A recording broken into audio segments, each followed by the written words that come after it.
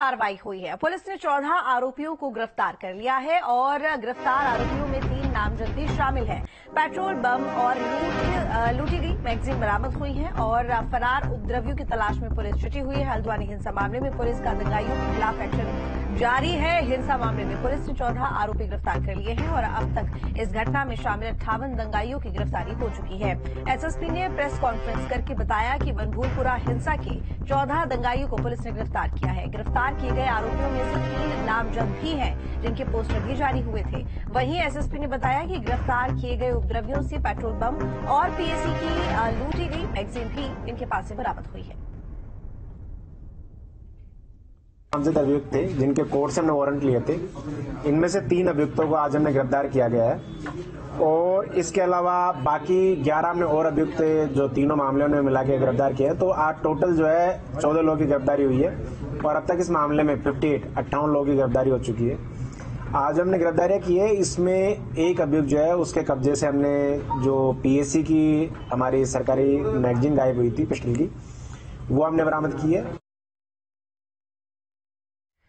तो चलिए ग्राफिक्स के जरिए आपको दिखाते हैं यहां पर कि किस तरीके से पुलिस का एक्शन जारी है हल्द्वानी हिंसा के मामले में। तो पुलिस ने 14 आरोपियों की गिरफ्तारी और कर ली है और अब तक कुल मिलाकर बात करें तो 58 आरोपियों की गिरफ्तारी की जा चुकी है। गिरफ्तार आरोपियों में 3 नामजद भी शामिल हैं। नामजद आरोपियों के पोस्टर जारी किए गए थे और पेट्रोल बम और लूटी गई मैगजीन भी आरोपियों के पास से बरामद कर ली गई है। फरार उपद्रवियों की तलाश में पुलिस लगातार जुटी हुई है। तो गुनहगारों के खिलाफ पुलिस का एक्शन लगातार जारी है। आगे बढ़ेंगे। हल्द्वानी नगर निगम सभागार में एडीएम की अध्यक्षता में बैठक हुई है, जिसमें एसएसपी समेत सभी प्रशासनिक अधिकारी मौजूद रहे। साथ ही शहर के सभी सामाजिक संगठन और धार्मिक संगठनों के प्रतिनिधि मौजूद रहे।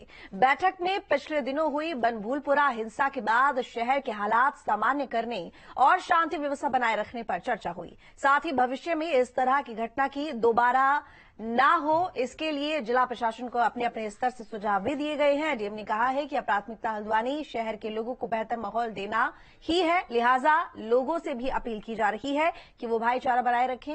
वहीं बैठक में पहुंचे लोगों ने भी प्रशासन का सहयोग करने की बात कही है। घटनाएं कुछ इस तरह के बयान सामने आ रहे थे अलग अलग संगठनों से कि वो किसी एक विशेष वर्ग को जैसे काम नहीं करने देंगे या बॉयकॉट वगैरह करेंगे। वो चिंताजनक था। उससे शहर का माहौल भविष्य में भी बिगड़ सकता है। तो हमने आज सभी वर्गों के सभी प्रकार के व्यवसाय करने वाले जो लोग हैं हल्द्वानी शहर के, उनको बुलाया था। सभी से ये अपील करी गई है कि एक वर्ग विशेष को भी टारगेट ना करें और आपस में भी इस प्रकार की कोई भावना ना रखें गुस्से की या दुश्मनी की, जिससे आगे भविष्य में शहर की शांति व्यवस्था कोई खतरा। जो घटना हुई है उस घटना को लेकर के जो जांच एक रिपोर्ट हमारे सामने आएगी।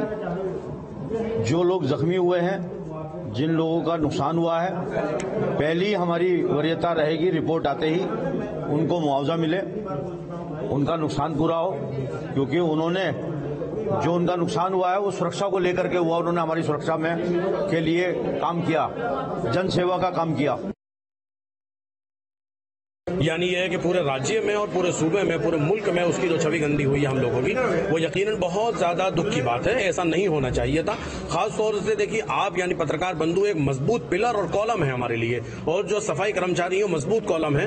ये तो बिल्कुल निष्पक्ष जांच करते हैं आप हजरात, हमारा पक्ष रखते हैं। कोरोना यानी समझिए रेलवे वाले मामले में आपने जो रोल निभाया और जो निष्पक्ष हम लोगों की बातें उठाई हैं, आप लोगों के साथ जो पत्थरबाजी हुई और आप लोगों की गाड़ियां जली, बहुत ज्यादा दुख की बात है। हल्द्वानी के बनभूलपुरा में अवैध अतिक्रमण के खिलाफ कार्रवाई करने के मामले में नैनीताल की डीएम वंदना सिंह सोशल मीडिया एक्स पर ट्रेंड हो रही हैं। उनके खिलाफ #अरेस्ट वंदना सिंह करके ट्रोल किया जा रहा है, जिस पर उन्होंने प्रतिक्रिया दी है। अतिक्रमण है, हमारा उद्देश्य ये था कि वो जो भूमि नगर निगम की है जिसकी लीज खत्म हो गई है और जो लोग उसमें विभिन्न प्रकार से उसको डिले करने की कोशिश कर रहे हैं, उनका कोई राइट नहीं बनता एज पर लीगल डॉक्यूमेंट्स, तो उसको मुक्त कराकर वहां कोई जनहितकारी चीजें बनाए जाने का हमारा जो प्रस्ताव था नगर निगम का, उसको हम लोग आगे बढ़ा रहे हैं। उसमें मलबा वगैरह हटाया जा रहा है। माननीय मुख्यमंत्री जी ने घोषणा वहां पर थाना बनाने की करी है, उसका भी प्रस्ताव प्रिपेयर हो रहा है। साथ ही वो एरिया, क्योंकि गौला नदी के खनन से जुड़ा हुआ एरिया है, वहां देश के विभिन्न हिस्सों से श्रमिक आते हैं, उनके बच्चे हैं, उनकी महिलाएं होती हैं। तो माननीय मुख्यमंत्री जी ने ये भी निर्देश दिए हैं कि उनके लिए कोई कल्याणकारी गतिविधि, जैसे कोई रिक्रिएशनल एक्टिविटीज के लिए डे केयर सेंटर या इस तरह की चीज उस एरिया में बनाई जानी चाहिए, ताकि जो आगे की पीढ़ी है वो उसको कोई रचनात्मक चीजें मिले, वो नशे में या किसी अन्य चीज में अपराध के रास्ते पर ना जा पाए।